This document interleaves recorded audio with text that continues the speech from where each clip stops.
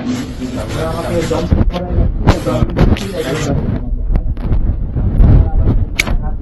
আবার হ্যান্ডকাপ লাগাইছে, লাগানোর পরে এইখানে নিয়ে আসছে এই রুমটা পর্যন্ত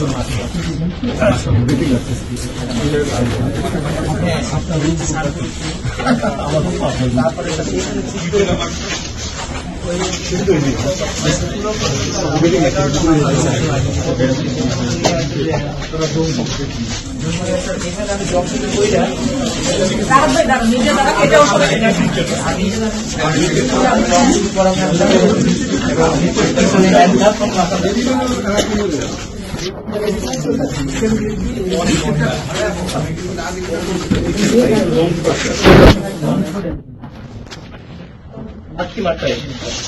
আমি জব শুরু করি বলতে পারতাম না, যদি বলতাম তাহলে এটা এদিকে বেরি থাকতো আর এখানে থাকতো এরকম, পিছনে থাকতো বেরি হ্যান্ডকাপ, আর এর সাথে দুটো হেলান দিলে লাথি মারতো। তার এক সাইডে আসছে একদিন এসে আমাকে একটা লাথি মারছে, বলছে এরা ঘুমায় কিভাবে, ঘুমানোর সুযোগ পায় কিভাবে, মানে 7 দিন একই জায়গায় একইভাবে এরকম থাকতে পারতো। আর ওই হ্যান্ডকাপটা যখন খুলতো আমার শুধু উঁচু করার জন্য ওপাশে যেতাম,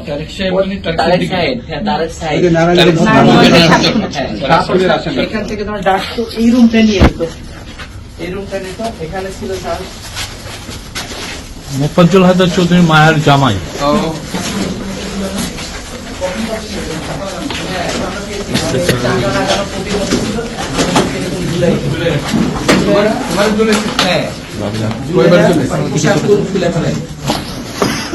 এগুলো সাউন্ডপ্রুফ ছিল, চিল্লা পাল্লা করতে সাউন্ড দিকে যেতাম।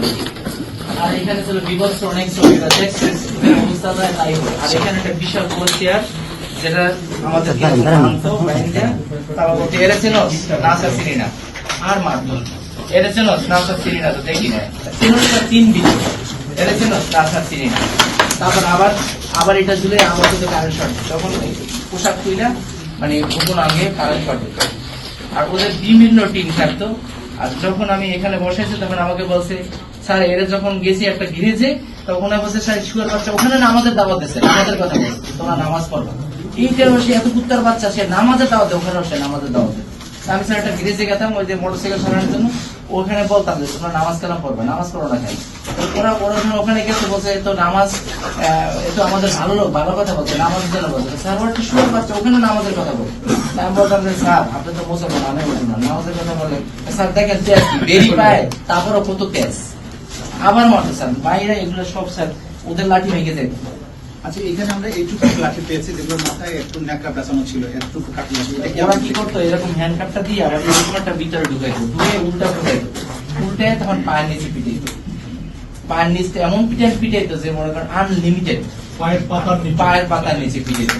আর এগুলো সাউন্ড প্রুফ ছিল স্যার, এগুলো ছিল এমন ছবি, এমন অবস্থা। এখানে আপনি ছবির কথা বলছিলেন, কি কি ছবি ছিল এখানে? মনে করেন যে এমন মায়েরা এমন করছে যা দেখলে আপনি ভয় পাবেন। ওই ছবিগুলো এখানে টানায় রাখেন? হ্যাঁ, এখানে এই রাখতো, এগুলো ঝুলে রাখে।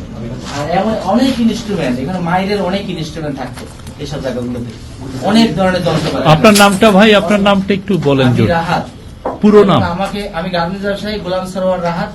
আমাকে আমার একটা ছেলে আমার নিয়ে রওনা দিয়ে ওখান থেকে রাস্তা থেকে প্রথম কাউন্টার দেওয়ার জন্য তারা নিয়ে যায়, আমাকে নিয়ে সিটিডিসি।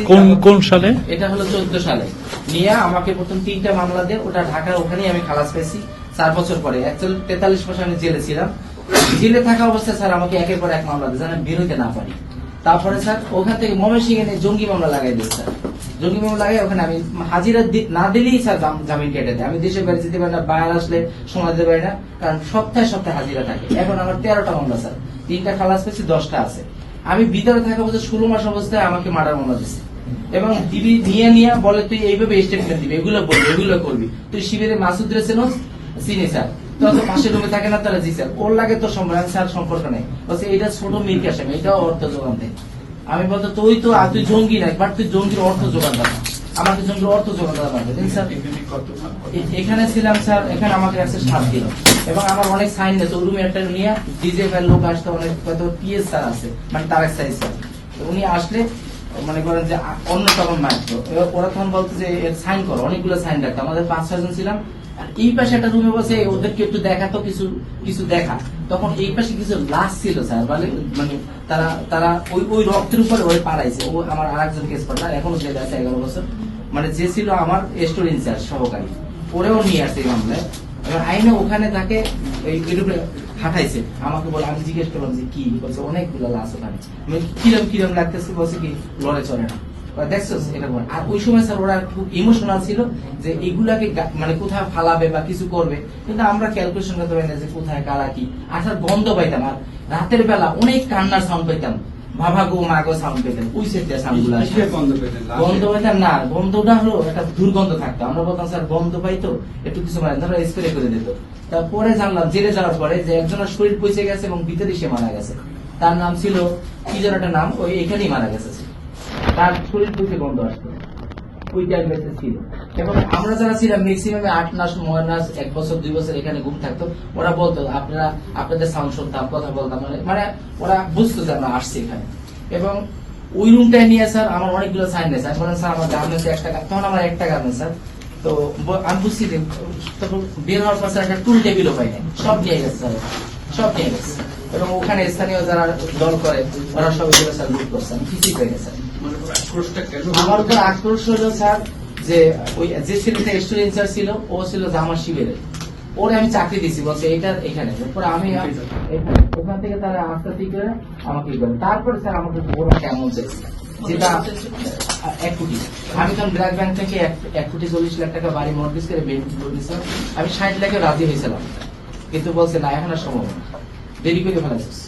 তখন বলছে একটা মামলা দেবো, কোনো ভয় নাই, একটা মামলা দেওয়ার ক্ষেত্রে হাতি ছেড়ে নিয়ে উল্টা পাল্টা গাড়িতে গুলি করছে। আমার একটা গাড়ি ছিল ফোনটা এখন, ওই গুলি করে নিজেরা পিছনে কিছু বিস্ফোরক দিয়ে লোকজন লাগছে, দেখো তো এই গালাটা করবো, তোমরা একটু উপস্থিত থাকো। তখন কিছু গুলি কিছু বিস্ফোরক দেখে বলছে এদের কাছে এটা পাওয়া গেছে।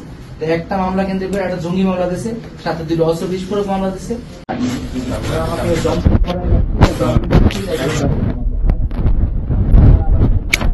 আমাকে আবার হ্যান্ডকাপ লাগাইছে, লাগানোর পরে এইখানে নিয়ে আসছে, এই রুম সম্পর্কে